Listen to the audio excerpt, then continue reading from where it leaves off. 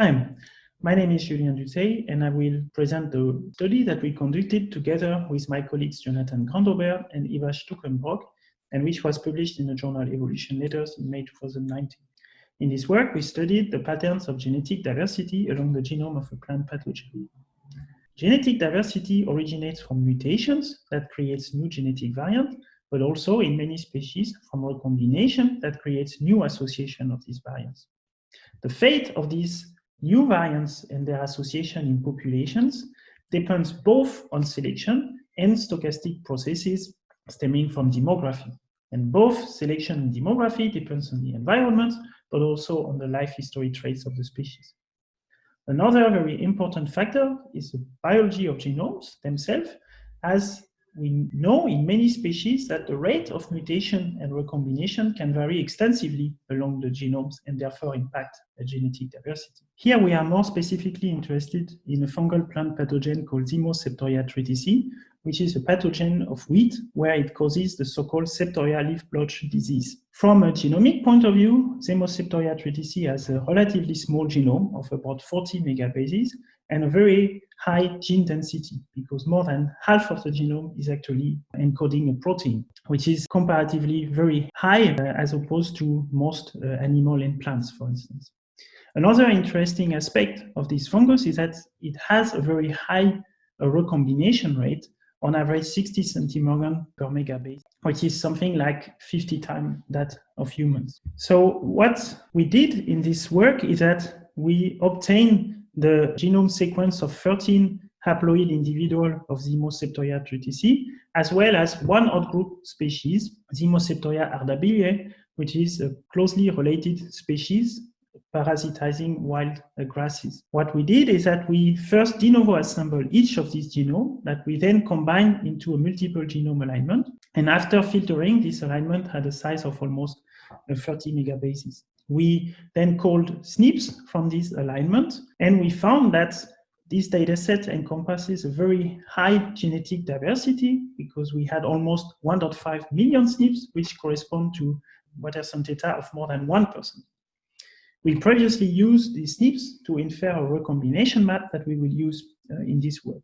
Here we more particularly focused on the genes, and we extracted gene alignments for every annotated genes in Zymos septoria tritici, and use this alignment to conduct population genetic studies in order to infer the patterns of selection. So what we can do when we have a gene alignment with sequences in different individuals is that we can look at the patterns of polymorphism. And something in particular that we can do is we can contrast two types of polymorphism: those that result from a mutation that change an amino acid, and which we call non-synonymous polymorphism, and those where the mutation does not change the amino acid, which we call synonymous polymorphism. What is interesting here is that under a scenario of neutral evolution, we would expect these two types of polymorphisms to be present at the same rate.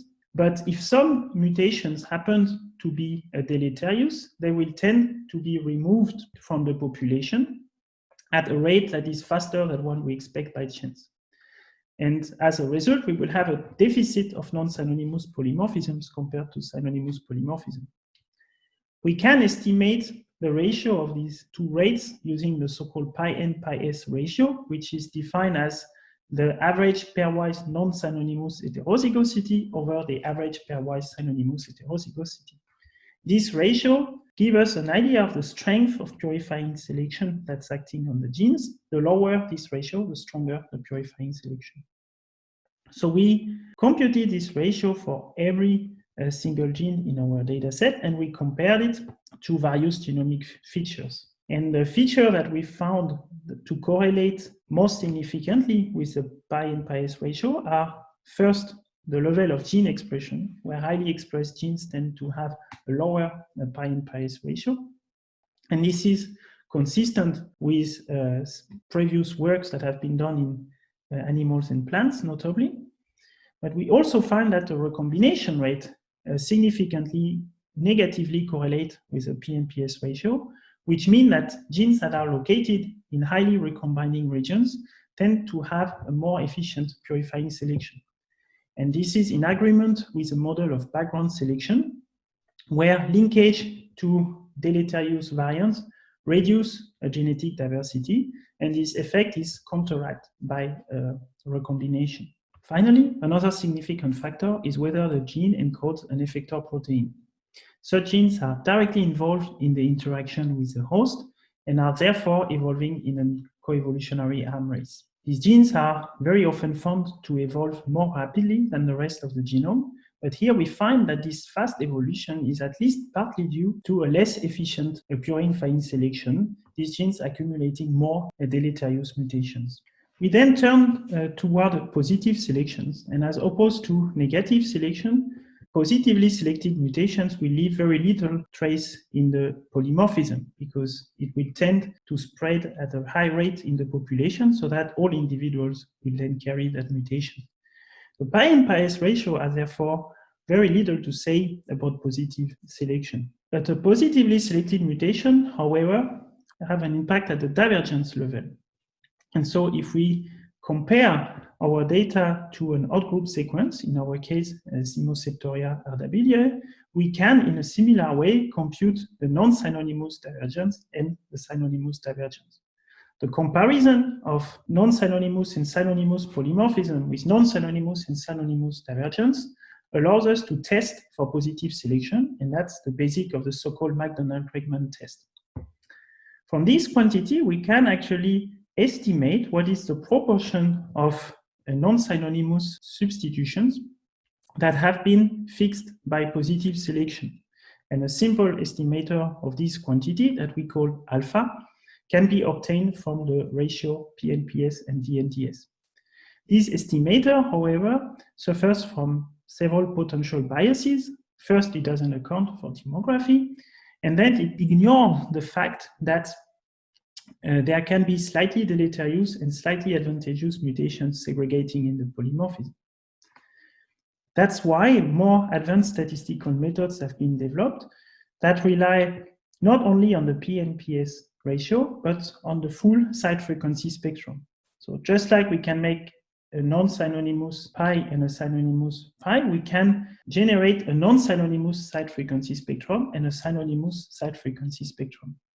And we can use this side frequency spectra to account for the effect of demography and fit models of distribution of fitness effect that incorporate slightly deleterious and slightly advantageous mutations. With this model, we can then split the DNTS ratio, also called omega, into a non-adaptive part called omega NA and an adaptive part called omega A. A better estimate of alpha is then obtained by taking the ratio omega A over omega. So since this method depends on a side frequency spectrum, they cannot be applied to single genes. There is usually not enough information in one gene to get an idea of the shape of the side frequency spectrum. So we therefore need to combine multiple genes together. And if we want then to study which genomic factors impact the rate of adaptive evolution, we need to split our dataset into different subsets.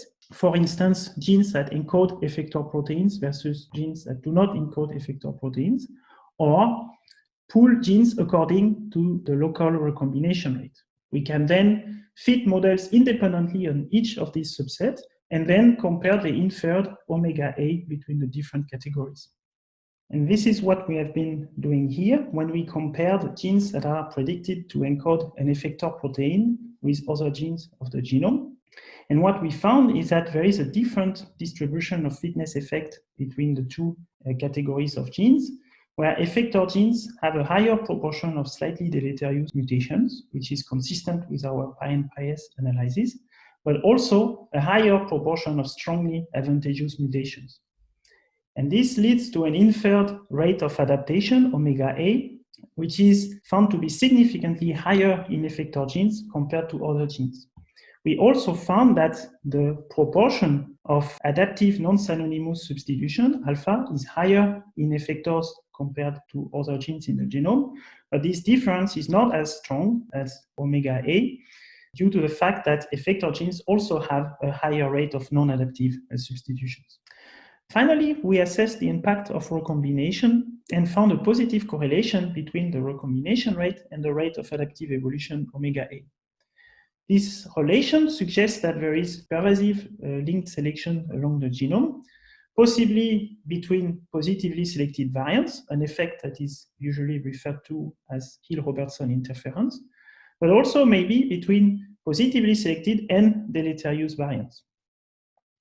So because recombination counteracts the effect of linkage disequilibrium, it therefore favors the spread of advantageous variants in the population. To summarize, we report here the study of a population genomic dataset of a fungal plant pathogen called Zymos septoria tritici, which is characterized by a small and dense genome with an average high recombination rate. We find that genes that are directly involved in pathogenicity play an important role in adaptation at the molecular level, but also that the recombination landscape strongly impacts the pattern of selection, both positive and negative, suggesting that there is widespread linked selection. So as a conclusion, sexual reproduction, even though it's not obligatory in this species, still plays an important role in its evolution.